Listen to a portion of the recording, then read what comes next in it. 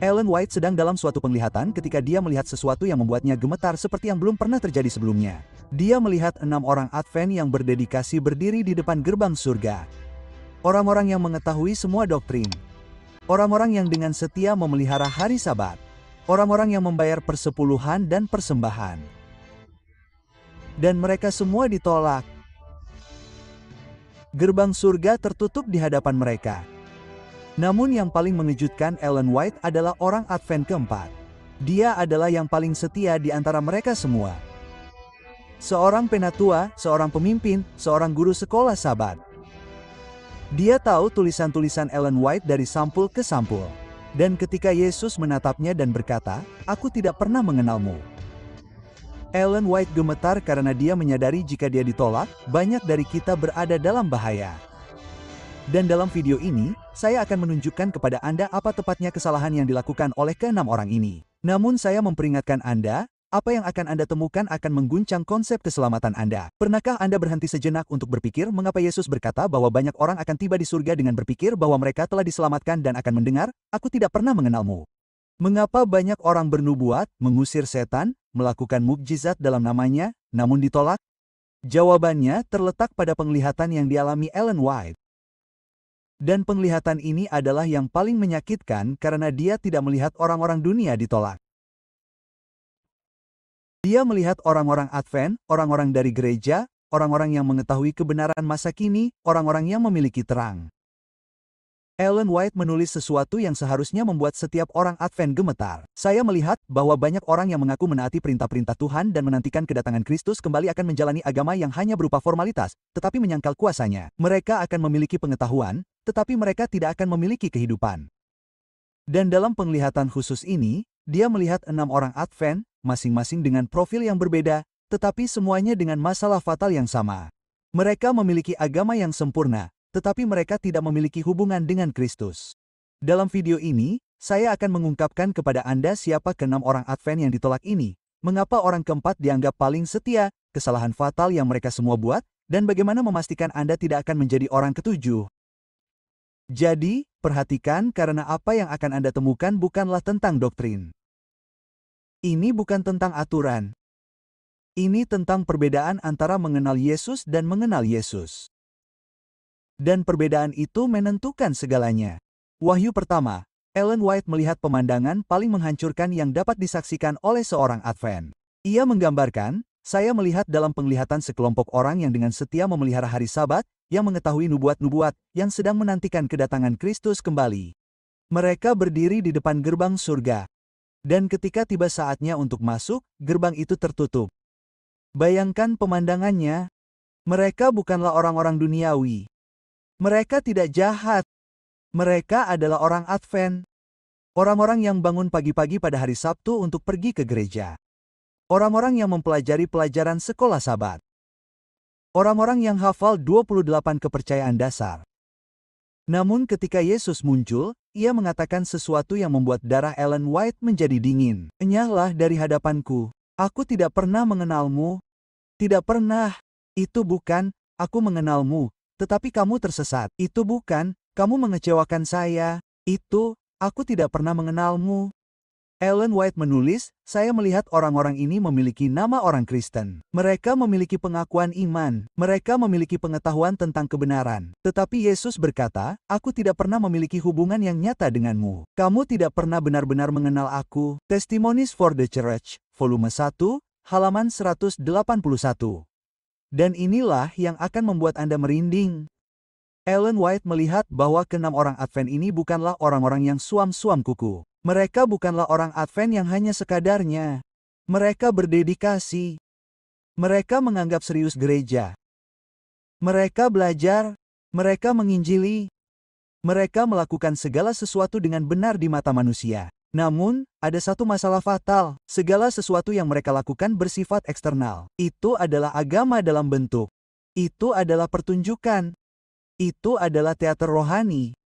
Mereka berdoa, tetapi itu mekanis. Mereka membaca Alkitab, tetapi itu untuk mempelajari doktrin, bukan untuk mengenal Tuhan. Mereka pergi ke gereja, tetapi itu karena kebiasaan, bukan karena kasih. Mereka memelihara hari Sabat, tetapi itu adalah legalisme, bukan kesenangan.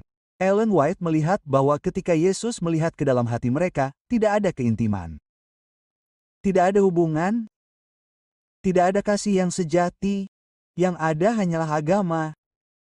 Dan dia menulis sesuatu yang menghancurkan, adalah mungkin untuk memiliki agama yang sempurna di mata manusia dan benar-benar tersesat di mata Tuhan. Adalah mungkin untuk mengetahui semua doktrin dan tidak mengenal Tuhan yang esa. Doktrin-doktrin, kerinduan segala zaman, bab 70, halaman 615. Sekarang, izinkan saya menunjukkan kepada Anda siapa keenam orang ini. Yang pertama adalah seorang Advent yang bersemangat. Dia tahu Alkitab. Dia tahu Ellen White. Dia tahu nubuat-nubuat. Dan dia menggunakan semua pengetahuan itu untuk mengkritik orang Kristen lainnya. Orang itu tidak memelihara hari Sabat dengan benar. Saudari itu memakai perhiasan. Pendeta itu tidak mengkhotbahkan seluruh kebenaran. Dia memiliki pengetahuan, tetapi dia tidak memiliki kasih. Yang kedua adalah seorang misionaris yang berdedikasi. Dia melakukan perjalanan.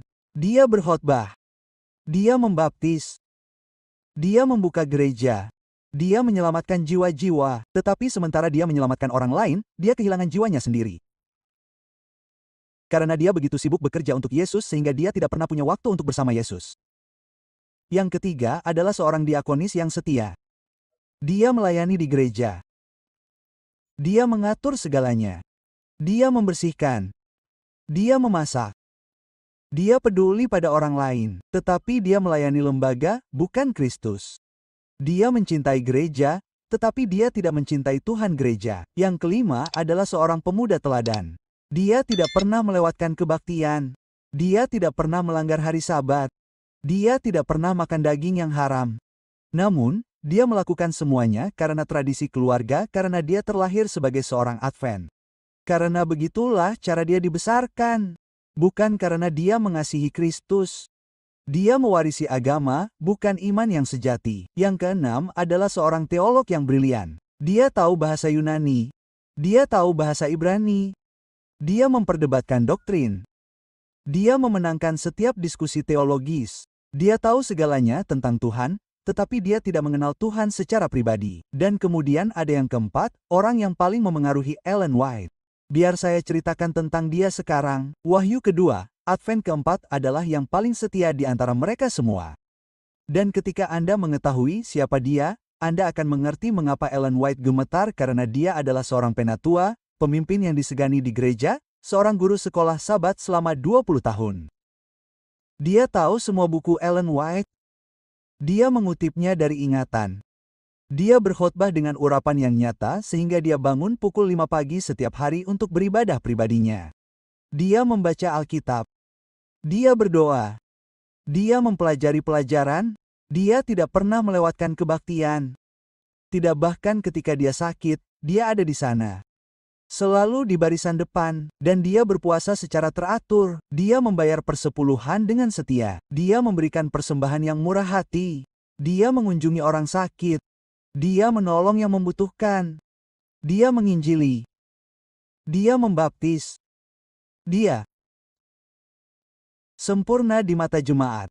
Dia adalah teladan Advent. Jika seseorang membuat daftar tentang bagaimana menjadi seorang Advent yang setia, dia akan mencentang semua kotak. Tetapi ketika Yesus menatapnya di gerbang surga, dia berkata, "Aku tidak pernah mengenalmu." Bagaimana mungkin seseorang seperti itu ditolak? Ellen White melihat jawabannya. Dan jawabannya akan mengejutkan Anda. Dia menulis, "Saya melihat bahwa orang ini memiliki bentuk kesalehan tetapi menyangkal kuasanya. Dia melakukan segala sesuatu dengan benar secara lahiriah, tetapi hatinya kosong dari Kristus. Doa-doanya adalah kata-kata yang tidak bernyawa. Pembacaan Alkitabnya adalah pembelajaran tanpa perjumpaan. Pelayanannya adalah perbuatan tanpa kasih." Testimonies for the Church volume 2 halaman 265. Apakah Anda mengerti? Dia melakukan segalanya, tetapi dia bukan apa-apa karena dia memiliki agama yang berdasarkan kinerja. Ia mengikuti agenda rohani dengan sempurna, tetapi ia tidak pernah benar-benar berjumpa dengan Yesus. Doa-doanya selalu sama, dihafal secara mekanis. Tuhan, terima kasih untuk hari ini. Berkatilah keluargaku. Ampunilah dosa-dosaku. Amin. Namun, tidak pernah ada percakapan. Tidak pernah ada keintiman. Tidak pernah ada kerentanan pembacaan Alkitabnya. Tujuannya adalah untuk mengetahui lebih banyak, untuk bersiap berdebat, untuk mengajar di sekolah Sabat, tetapi tidak pernah untuk mengenal penulisnya. Tidak pernah untuk mendengar Tuhan berbicara kepadanya secara pribadi, pelayanannya di gereja. Itu karena kewajiban agar reputasi terlihat, tetapi itu bukan karena kasih yang tulus. Itu bukan luapan hati yang penuh gairah untuk Yesus. Ellen White melihat bahwa ketika Yesus berkata, "Aku tidak pernah mengenalmu." Ia tidak berkata, "Kamu tidak melakukan hal-hal baik." Ia berkata, "Kita tidak pernah punya hubungan. Kau tidak pernah benar-benar membiarkanku masuk ke dalam hatimu. Kau melayaniku, tetapi kau tidak pernah mencintaiku." Dan ia menulis sesuatu yang seharusnya membuat setiap pemimpin gereja, setiap penatua, setiap guru sekolah Sabat gemetar. Adalah mungkin untuk mengkhotbahkan kebenaran, mengajar Alkitab, memimpin gereja, dan tidak pernah memiliki perjumpaan yang mengubahkan dengan Kristus. Adalah mungkin untuk menjadi sempurna di mata manusia dan tersesat di mata Tuhan. The Desire of Ages, bab 58, halaman 489. Sekarang jawablah saya, apakah Anda orang Advent keempat itu? Apakah Anda melakukan segalanya dengan benar? Apakah Anda mencentang semua kotak? Apakah Anda memiliki agama yang sempurna? Tetapi apakah Anda mengenal Yesus? Saya tidak bertanya apakah Anda tahu tentang Dia. Saya tidak bertanya apakah Anda telah mempelajari doktrin. Saya bertanya apakah Anda memiliki hubungan yang nyata dengan Dia? Ketika Anda berdoa, apakah Anda berbicara kepadanya atau hanya melafalkan kata-kata? Ketika Anda membaca Alkitab, apakah Anda mendengar suaranya atau hanya mempelajari informasi? Ketika Anda pergi ke gereja, apakah Anda pergi untuk bertemu dengannya atau hanya memenuhi suatu agenda? Karena Ellen White berkata, apakah Anda pergi untuk bertemu dengannya atau hanya untuk memenuhi suatu agenda? Karena Ellen White berkata, karena melihat bahwa manusia sempurna ini ditolak. Dan jika dia ditolak, berapa banyak dari kita yang berada dalam bahaya? Tapi tunggu, karena sekarang datang sesuatu yang kritis. Tunggu sebentar, sebelum saya mengungkap 5 lainnya dan menunjukkan pola yang menghubungkan semuanya, saya perlu memberitahu Anda sesuatu. Jika apa yang baru saja Anda dengar memengaruhi Anda, jika Anda menyadari bahwa mungkin Anda adalah orang Advent keempat yang melakukan segala sesuatu dengan benar secara lahiriah tetapi kosong secara batiniah, maka lakukan hal berikut sekarang. Berikan like pada video ini.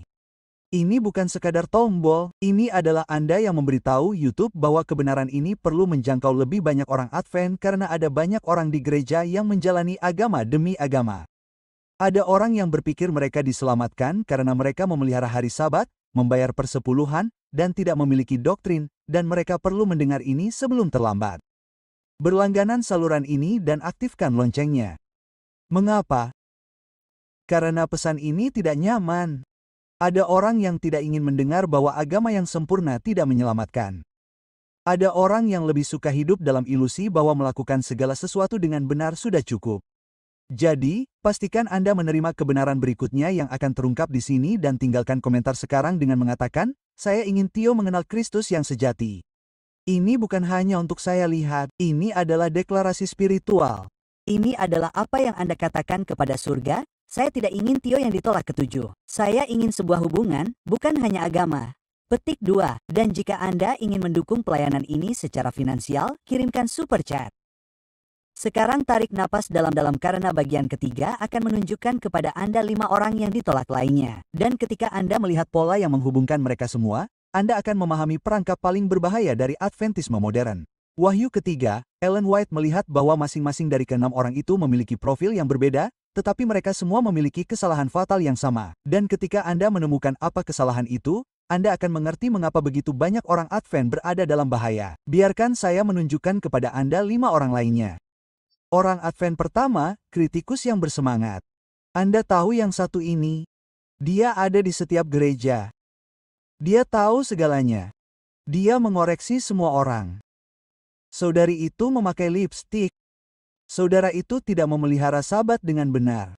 Pendeta itu tidak mengkhotbahkan kebenaran masa kini. Pemuda itu mendengarkan musik yang salah. Dia adalah inspektur gereja. Dan yang terburuk dari semuanya, dia benar hampir sepanjang waktu. Dia tahu doktrin-doktrinnya.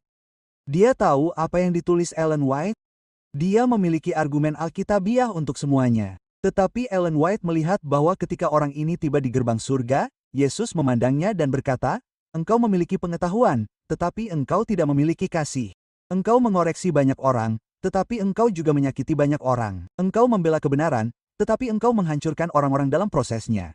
Petik 2. Ia menulis, saya melihat bahwa orang ini menggunakan kebenaran sebagai senjata untuk menyakiti, bukan sebagai obat untuk menyembuhkan. Ia lebih suka menjadi benar daripada mengasihi orang lain. Dan ketika ia berdiri di hadapanku, saya tidak melihat karakterku dalam dirinya. Saya melihat kesombongan yang menyamar sebagai semangat. Petik 2. Testimonies for the Church, volume 3, halaman 328. Masalahnya bukanlah pengetahuan. Itu adalah kurangnya kasih. Paulus berkata, jika aku memiliki semua ilmu pengetahuan dan semua pengetahuan, tetapi tidak memiliki kasih, semua ini tidak ada gunanya bagiku. Orang Advent ini memiliki kebenaran tanpa kasih karunia. Ia memiliki koreksi tanpa belas kasihan. Dan karena alasan ini, ia ditolak. Orang Advent kedua, misionaris yang kosong. Orang ini adalah pahlawan di gereja. Ia melakukan perjalanan. Ia berkhotbah. Ia membaptis. Ia membuka gereja. Ia menyelamatkan jiwa-jiwa. Semua orang mengaguminya. Tetapi Ellen White melihat sesuatu yang menghancurkan saat ia menyelamatkan orang lain. Ia kehilangan dirinya sendiri. Ia menulis, saya melihat bahwa pria ini begitu sibuk dengan pekerjaan Tuhan sehingga ia tidak pernah punya waktu untuk Tuhan sendiri. Ia berkhotbah tentang Kristus tetapi jarang berbicara dengan Kristus. Ia berbicara tentang keselamatan tetapi tidak pernah mengalami transformasi pribadi yang mendalam. Pekerja Injil halaman 275. Ia melayani tanpa keintiman. Ia melakukan aktivisme tanpa hubungan. Dan Yesus berkata kepadanya, engkau melakukan banyak pekerjaan dalam namaku, tetapi aku bukanlah aku di dalamnya. Engkau menggunakan aku sebagai alat untuk pelayananmu, tetapi engkau tidak pernah mencari aku sebagai Tuhan dalam hidupmu. Ini mengerikan karena menunjukkan bahwa engkau dapat menyelamatkan jiwa dan kehilangan jiwamu sendiri. Engkau dapat digunakan oleh Tuhan dan tidak mengenal Tuhan. Advent ketiga, diakonis religius. Wanita ini penting bagi gereja. Ia mengatur segalanya. Ia membersihkan, mendekorasi, memasak untuk acara-acara, ia mengurus detail-detailnya. Tanpa dia, gereja tidak dapat berfungsi. Semua orang bergantung padanya. Semua orang berterima kasih padanya. Semua orang menghormatinya. Tetapi Ellen White melihat bahwa ia lebih mencintai lembaga itu daripada Tuhan dari lembaga itu. Saya melihat bahwa wanita ini telah mengabdikan seluruh hidupnya untuk pelayanan, tetapi tidak pernah untuk juru selamat. Ia mencintai gereja, tetapi ia tidak mencintai Kristus. Ia bekerja untuk Tuhan, tetapi tidak pernah bersama Tuhan. Testimonies for the Church, volume 4, halaman 418. Masalahnya, ia mengacaukan melayani dengan mengasihi. Anda dapat melayani di gereja karena tugas, tradisi, atau agar terlihat. Namun, jika tidak ada kasih yang tulus kepada Kristus, itu hanyalah religiusitas. Yesus berkata kepadanya, engkau telah berbuat banyak untuk gereja. Namun gereja bukanlah juru selamatmu. Akulah juru selamatmu, tetapi engkau tidak pernah mencari aku. Engkau mencari persetujuan manusia, bukan keintiman denganku. Petik 2. Advent kelima, pemuda tradisional. Pemuda ini adalah kebanggaan keluarga Adventnya. Ia tidak pernah melewatkan kebaktian. Ia tidak pernah melanggar hari Sabat. Ia tidak pernah makan daging haram. Ia tidak pernah minum. Ia tidak pernah merokok. Sempurna. Namun, Ellen White melihat bahwa ia melakukan segala sesuatu karena tradisi keluarga, bukan keyakinan pribadi. Saya melihat bahwa pemuda ini mewarisi agama, bukan iman sejak lahir. Ia memelihara hari Sabat karena orang tuanya memeliharanya. Ia pergi ke gereja karena ia dibesarkan dengan cara itu. Namun, tidak pernah ada momen di mana ia sendiri memilih Kristus. Pesan untuk kaum muda, halaman 384. Ia memiliki perilaku yang benar tanpa transformasi batin. Dan ketika ia meninggal, ia berpikir, saya melakukan segalanya dengan benar. Saya telah menjadi seorang Advent sejak saya masih kecil. Saya akan masuk. Petik 2. Namun, Yesus berkata, kamu mewarisi agama, tetapi kamu tidak pernah memilihku. Orang tuamu mengenalku, tetapi kamu tidak. Dan keselamatan bukanlah sesuatu yang diwariskan. Hal ini menakutkan bagi mereka yang lahir dalam Advent karena hal ini menunjukkan bahwa Anda dapat melakukan segalanya dengan benar secara lahiriah dan tetap tersesat secara rohani. Advent ke-6, teolog yang kosong. Ia adalah jenius gereja. Ia tahu bahasa Yunani. Ia tahu bahasa Ibrani. Ia berdebat dengan para teolog. Ia memenangkan setiap argumen. Ia menulis artikel. Ia mengajar seminar. Ia tahu segalanya tentang Tuhan. Namun, ia tidak mengenal Tuhan. Ellen White menulis, saya melihat bahwa orang ini memiliki pikiran yang penuh dengan pengetahuan, tetapi hatinya kosong dari Kristus. Ia dapat menjelaskan Tritunggal, tetapi ia tidak pernah memiliki persekutuan dengan Bapa. Ia dapat berkhotbah tentang Roh Kudus, tetapi ia tidak pernah dipenuhi olehnya. Ia dapat membela keilahian Kristus, tetapi ia tidak pernah menyerah kepadanya. Pendidikan, halaman 192. Ia memiliki teologi tanpa pengalaman. Ia memiliki doktrin tanpa kehidupan. Dan Yesus berkata, kamu mempelajari aku sebagai objek penelitian, tetapi kamu tidak pernah mencari aku sebagai Tuhan dalam hidupmu. Kamu mengenal firman-Ku, tetapi kamu tidak pernah mendengar suaraku. Sekarang kamu telah melihat keenamnya, masing-masing berbeda, tetapi semuanya memiliki masalah yang sama. Mereka memiliki agama yang sempurna, tetapi mereka tidak memiliki hubungan dengan Kristus. Ellen White melihat pola yang menghubungkan mereka semua. Dan ia menulis sesuatu yang seharusnya terukir di pintu setiap gereja Advent. Saya melihat bahwa adalah mungkin untuk memiliki segala sesuatu yang benar secara eksternal dan sepenuhnya salah secara internal. Adalah mungkin untuk menaati semua perintah dan tidak mengenal Tuhan dari perintah-perintah itu. Adalah mungkin untuk memiliki terang dalam pikiran dan kegelapan dalam hati. Dan pada hari penghakiman, kamu tidak akan ditanya, apa yang telah kamu ketahui? Kamu akan ditanya, apakah kamu mengenal aku? Perumpamaan Yesus, bab 18, halaman 412. Dan inilah kebenaran yang akan membebaskanmu atau menghukummu. Yesus tidak berkata, aku tidak pernah mengenalmu. Dia berkata, aku tidak pernah mengenalmu. Pengetahuan itu sepihak. Hubungan itu dua sisi.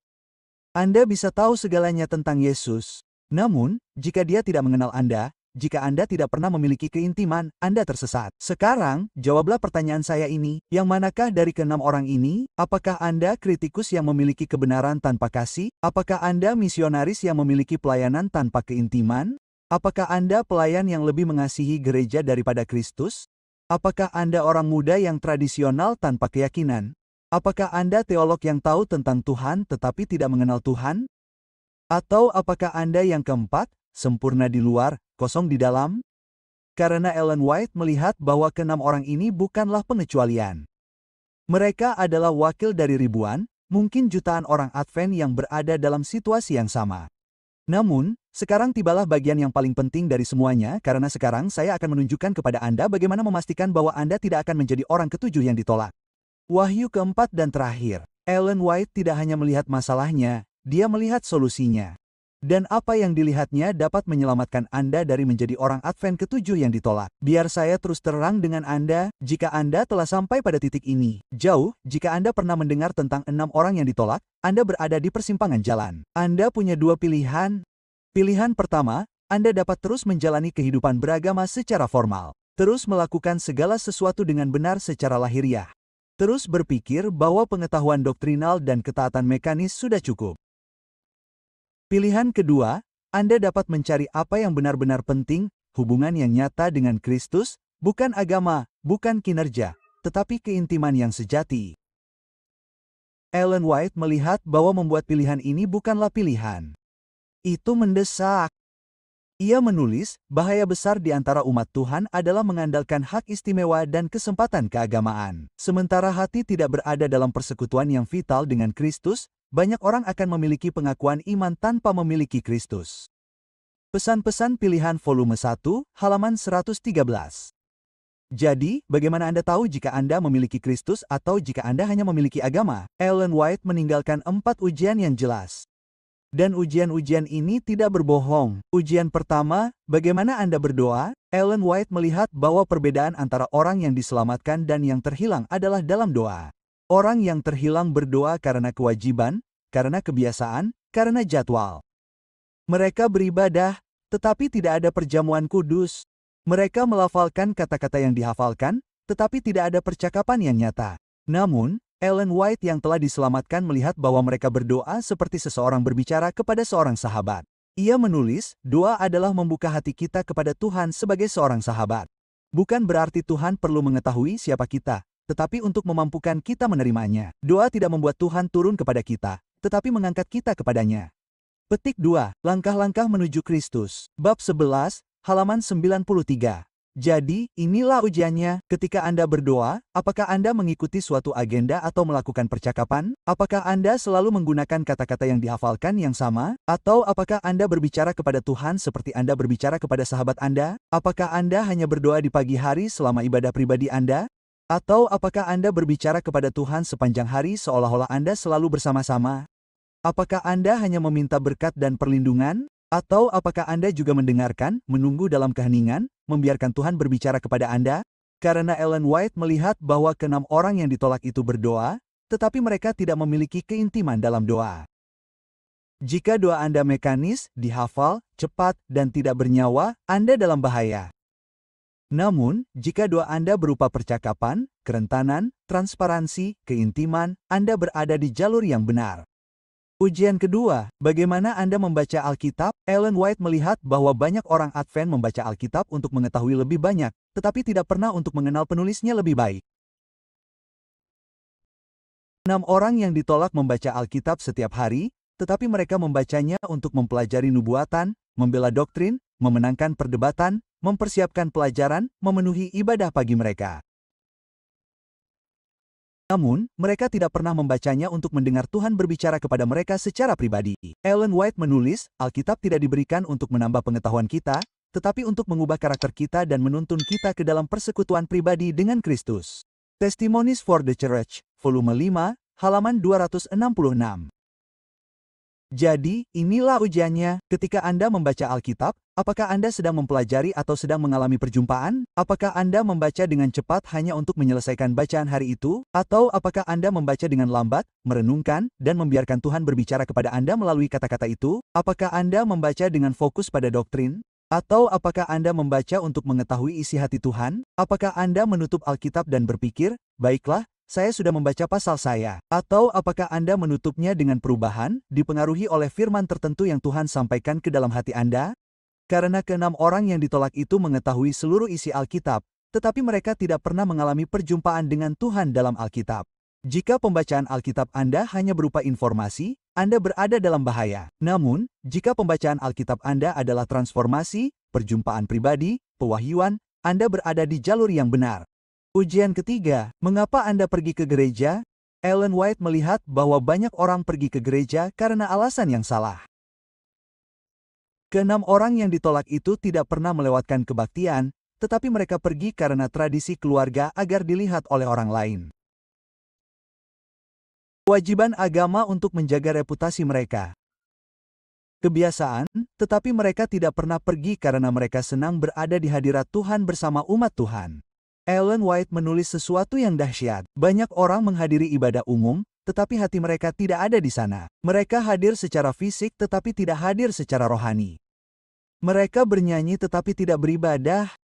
Mereka mendengarkan tetapi tidak terhubung.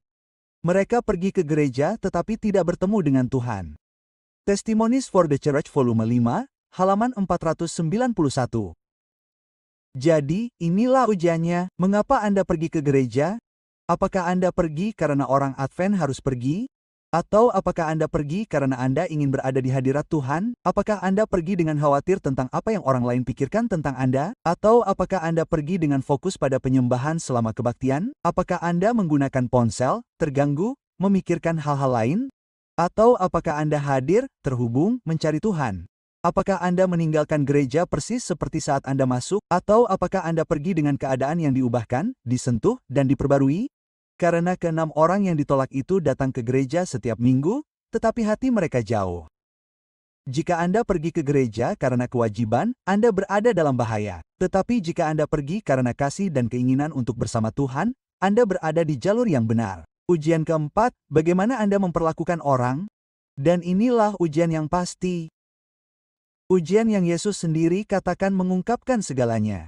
Ellen White melihat bahwa keenam orang yang ditolak itu memiliki doktrin yang sempurna tetapi mereka tidak memiliki kasih yang sejati. Mereka mengoreksi tetapi tidak menghibur. Mereka menghakimi tetapi tidak merangkul. Mereka membela kebenaran tetapi mereka menyakiti orang lain. Dan Ellen White menulis, ujian sejati untuk mengenal Kristus bukanlah seberapa banyak doktrin yang Anda ketahui, tetapi seberapa besar kasih yang Anda miliki. Karena Tuhan adalah kasih-Ku, dan jika Anda tidak memiliki kasih, Anda tidak mengenalnya, tidak peduli seberapa banyak pengetahuan yang Anda miliki. Testimonies for the Church, volume 2, halaman 168. Yesus berkata dengan jelas, "Dengan ini semua orang akan tahu bahwa Anda adalah murid-murid-Ku jika Anda saling mengasihi." Jadi, inilah ujian utamanya. Bagaimana Anda memperlakukan orang ketika seseorang melakukan kesalahan? Apakah Anda mengkritik mereka atau memulihkan mereka dengan kasih? Ketika seseorang jatuh, apakah Anda menghakimi mereka atau mengangkat mereka? Ketika seseorang berbeda dari Anda, apakah Anda menolak mereka atau menyambut mereka? Apakah Anda menggunakan kebenaran sebagai senjata untuk menyakiti atau sebagai obat untuk menyembuhkan? Apakah Anda lebih senang menjadi benar atau melihat orang dipulihkan? Karena Ellen White melihat bahwa dari ke-6 orang yang ditolak, tidak ada yang memiliki karakter kasih Kristus. Dan dia mengatakan sesuatu yang menghancurkan. Anda mungkin memiliki terang, kebenaran, pengetahuan nubuatan, pemahaman tentang kitab suci, tetapi jika Anda tidak memilikinya cinta, kamu tidak mengenal Tuhan. Karena Tuhan yang aku kasihi. Langkah-langkah menuju Kristus. Bab 8, halaman 77. Sekarang, setelah keempat ujian ini, jawablah saya dengan jujur. Apakah kamu beragama atau memiliki hubungan? Apakah kamu tahu tentang Yesus atau apakah kamu mengenal Yesus? Apakah kamu melakukan sesuatu untuk Tuhan atau apakah kamu hidup bersama Tuhan? Karena Ellen White melihat akhir dari kisah ini dan dia melihat dua kebangkitan. Dalam kebangkitan pertama, dia melihat orang-orang Advent yang mungkin tidak sempurna di mata gereja. Mungkin mereka tidak mengetahui semua doktrin. Mungkin mereka membuat kesalahan, tetapi mereka mengenal Yesus. Mereka memiliki hubungan. Mereka memiliki keintiman. Dan ketika Yesus memanggil mereka dari kubur, dia berkata, "Selamat datang, temanku. Aku mengenalmu." Tetapi pada kebangkitan kedua, ia melihat 6 dan ribuan orang seperti mereka.